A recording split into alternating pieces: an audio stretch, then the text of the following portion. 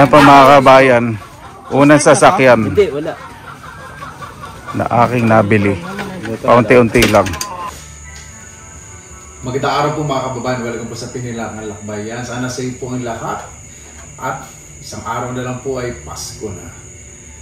Marami po akong dapat pasalamatan siyempre. Una-una po sa Panginoon, sa mga magulang ko, mga kapatid ko, mga pamangkin, mga taong nagmamahal po sa mga kaibigan, mga kapitbahay.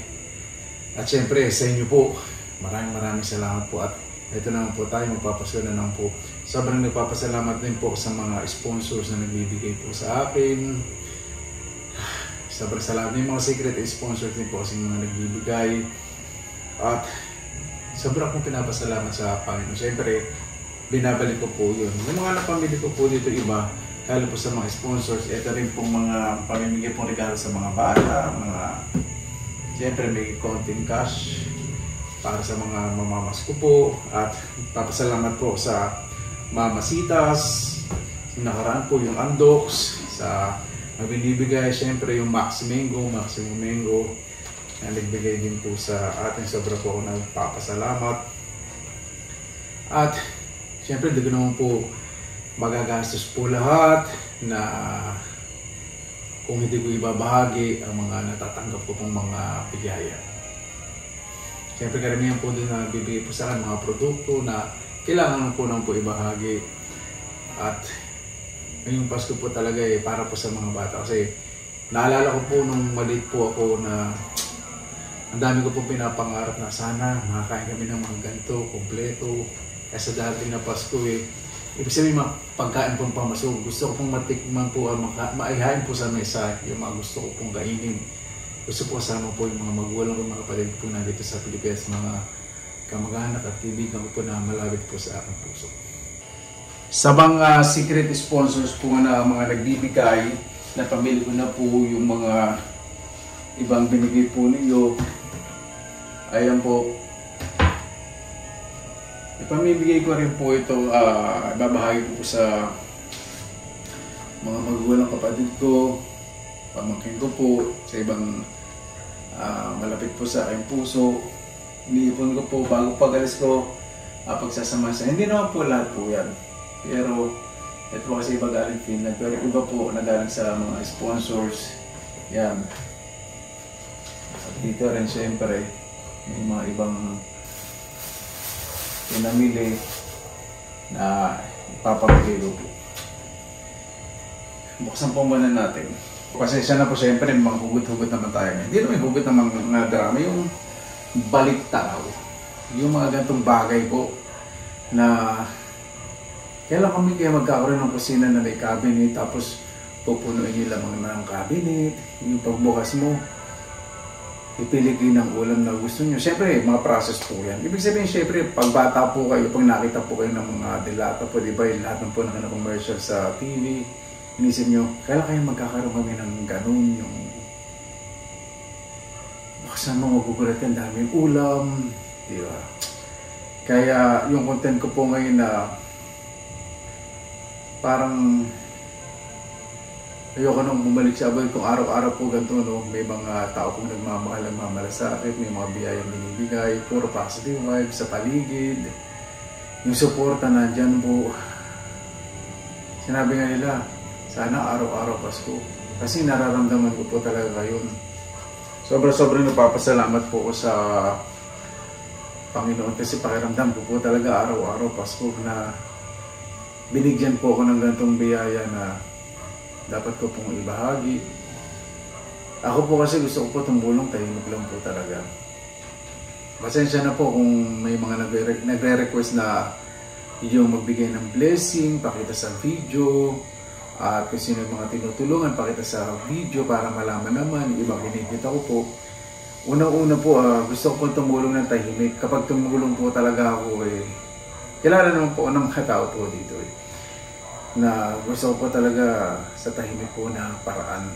At kilala po ko nung mga kamag-anak ko po, mga ibang kapitbahay, kaibigan, na ayoko pong sasabihin po ang pangalan po at tumulong po, ayoko po i-broadcast po. Pero hinangaan ko po siyempre yung ibang content creators na gumagawa po noon na talagang kahanghang. Pero syempre iba-iba po kami ng personalidad, kaya pinipili ko na lang po talagang tumulong po sa tahimik.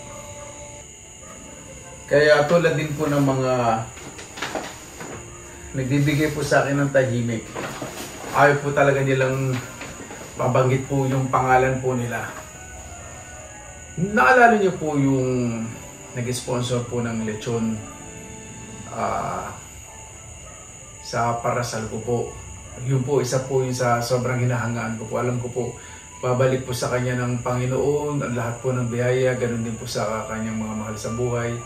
At nung birthday po ni nanay, nag-sponsor din po siya na talaga namang sobra po ako nagpapasalamat. Salamat po sa inyo, kilala niyo po kung sino po kayo. Sobrang salamat po sa inyo. Dahil ayaw niyo po talagang pabanggit po yung pangalan po ninyo. At doon sa mga nagbibigay po talaga, tulad po ngayon, may pinili po mga damit.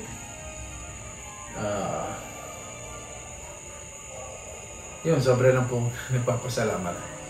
Kasi gusto ko rin po na i-treat po yung mga kapatid ko, mga magulang ko, mga pamangkin ko na minsan lang po yung papasko sa Pilipinas. Mula po nung dumating po ako sa Finland, mag 15 years na po ako, pangalawang beses ko lang po itong magpapasko sa Pilipinas ng ganito po. Kaya sinusulit ko po.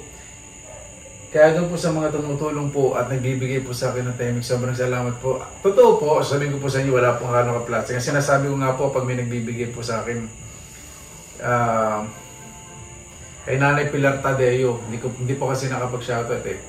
Nanay Pilar at Tatay Edith Tadeo, nagpadala po sila sa akin galing sa Canada. Sabi ko po talaga, wag na po kasi marami po akong magamit. Sabi ko po, ibigay na lang po nila sa iba na mas nangangailangan. Pero sabi nila magtatampo sila. Ganon din po sa mga ibang nagbibigay po sa akin na ng mga secret sponsorships. O, nag-sponsor po na magtatampo po sila pag hindi ko po tinanggap. Sabihin po nila na, ito para kung gusto mo ibigay mo na lang sa iba, pero gusto ko na ikaw makatanggap.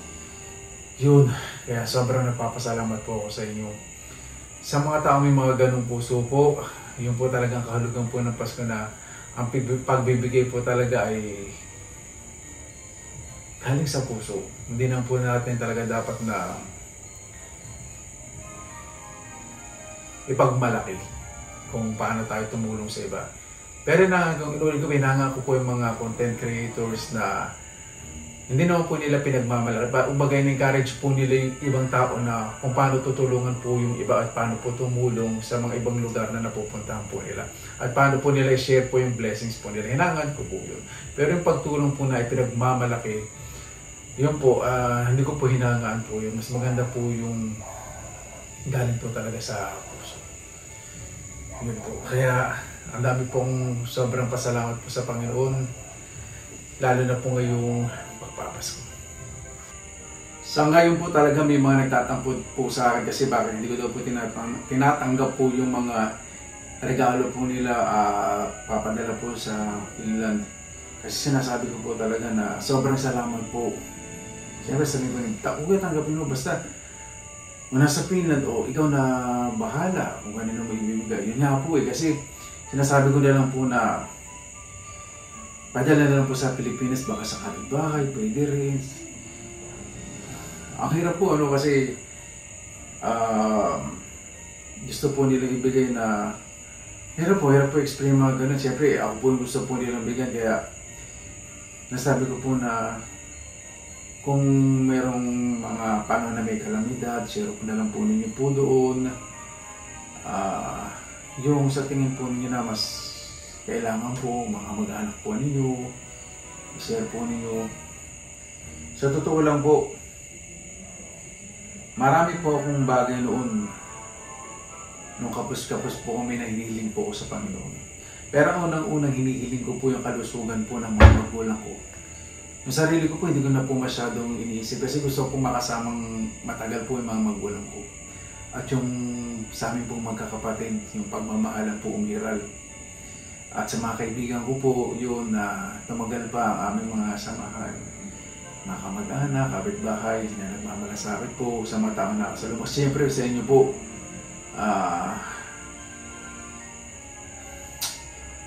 yun po, nawala po sa kasi na-overwhelm po ako kasi binigay po sa akin ng Panginoon talaga pong sobra-sobra. Pasensya na po dun sa iba kung nagme-message po sa hindi ako nakapag-reply yung sa mga humihingi po ng tulong. Pasensya na po talaga kasi unang-una nag-check po ako ng profile, kung emergency po, minsan chinecheck ko po bakit hindi ko pinupost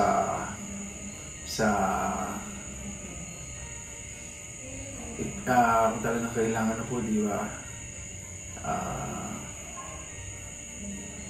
Sa kanilang mga timelines, di ba? Ayun lang po sa status po nila na wala na pong gustong sabihin ng hindi maganda. Gusto ko lang po talagang malaman kapag kailangan nyo po na wala na po dapat kayong kahiya. Kailangan po magpakumbaba po tayo, post po natin sa status po natin. Siyempre, check rin po yung mga profile pictures kung kailangan. Kasi, personally, ako po ay ilang beses na rin po na ganyan na hindi po pala totoo. Kaya, pasensya na po. Hindi naman po sa pagdadamot. Napapadalawang isip po talaga. Hindi nyo po maalis po sa akin kasi minsan naloko na po ako. Kaya yung mga ganyan bagay, chinecheck ko po yung profile picture, yung status po kung talaga bang, bakit hindi, minsan nag-isip po bakit hindi po sa status nila, di ba? Kung talagang ilang araw kailangan na mga ganun. Pero pasensya na po. Kaya ang ginagawa ko na lang po, minsan pinagdarasal ko po lahat na maging maayos, gumaling, sabi ko sa Panginoon, kung bagay po na ito, hindi ako nakatulong, patawarin po ninyo ako, sana maging ayos po. Yung tao humingi po sa akin ng tulong.